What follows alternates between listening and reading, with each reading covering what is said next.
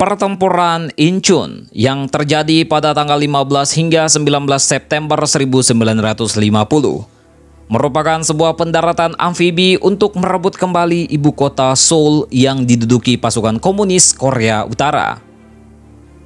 Pendaratan amfibi yang menggunakan nama sandi Operasi Chromite itu melibatkan 75.000 tentara dan 261 kapal perang.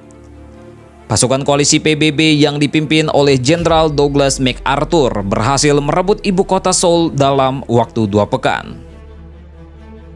Pertempuran Inchon ini diawali serangan kilat pasukan Korea Utara pada musim panas 1950 yang dengan keunggulan jumlah personil dan peralatan tempur berhasil mendesak dan mengepung militer Korea Selatan dan PBB ke sudut tenggara semenanjung Korea yang disebut Pusan Perimeter. Saat pasukan Korea Utara (NKPA) terus bergerak maju dan berusaha menghabisi pasukan Korea Selatan dan PBB di Pusan, Panglima tertinggi pasukan PBB, Jenderal Douglas MacArthur, mengusulkan sebuah rencana pendaratan amfibi yang terbilang nekat.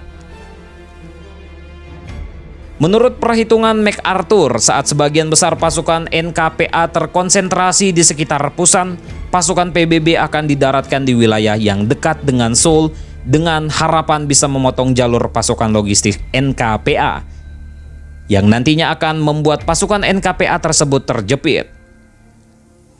Meski pada awalnya banyak pihak meragukan keberhasilan rencana MacArthur itu, Jenderal Amerika Serikat itu tetap kukuh pada pendiriannya. Maka dari itu dimulailah Operasi Chromite. MacArthur kemudian memilih Inchon sebagai lokasi pendaratan yang meski terlindungi sebuah selat sempit, gelombang laut yang kuat dan ombak yang tinggi, kota ini terbilang lemah pertahanannya. Setelah mendapatkan lampu hijau dari Washington, MacArthur kemudian memilih marinir Amerika Serikat yang akan menjadi ujung tombak operasi nekat dan berbahaya ini. Setelah cukup mengumpulkan data intelijen pada 15 September 1950 pagi, pendaratan amfibi dimulai setelah sebelumnya kapal-kapal perang Amerika Serikat menghujani posisi-posisi pertahanan NKPA di Pulau Wolmido di depan pelabuhan Inchon. Selanjutnya, pada sekitar pukul 6.30 pagi, armada invasi yang dipimpin veteran pendaratan Normandia dan Teluk Leyte Laksamana Arthur Dewey Struble mendekati pantai mendaratkan batalion ketiga pasukan marinir kelima di pantai Pulau Wolmido.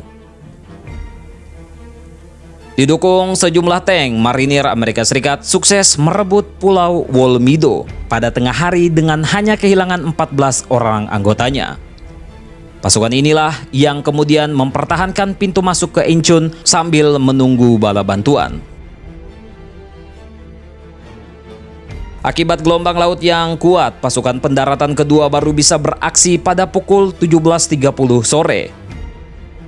Beruntung pasukan baru itu dengan mudah bisa menguasai tembok laut yang terletak di sebelah utara Wolmido. Setelah menguasai pintu masuk yang strategis itu, pasukan marinir Amerika Serikat kemudian merengsek maju ke pusat kota dan memaksa pasukan NKPA di kota itu menyerah. Pasukan komando NKPA sama sekali tidak mengira pendaratan di Inchon ini karena sebelum serangan berlangsung, Amerika Serikat menyebar informasi palsu bahwa pendaratan akan digelar di Pusan sehingga Inchon hanya dijaga sedikit pasukan. Keberhasilan pendaratan Inchon ini membuat jalan pasukan PBB untuk merebut Seoul terbuka lebar. Pada tanggal 25 September 1950, pasukan PBB berhasil merebut Seoul setelah melewati perang dari rumah ke rumah yang sangat brutal.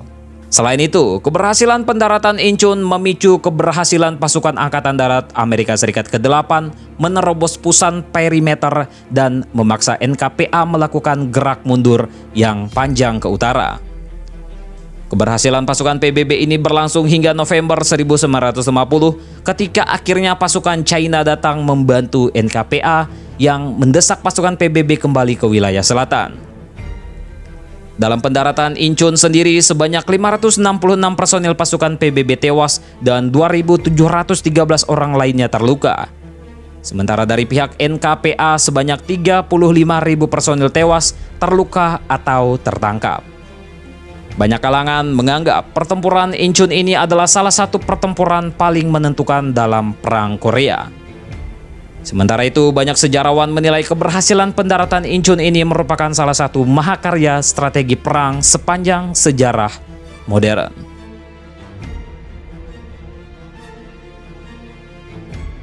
Tentang ini, bagaimana menurut kalian, coy?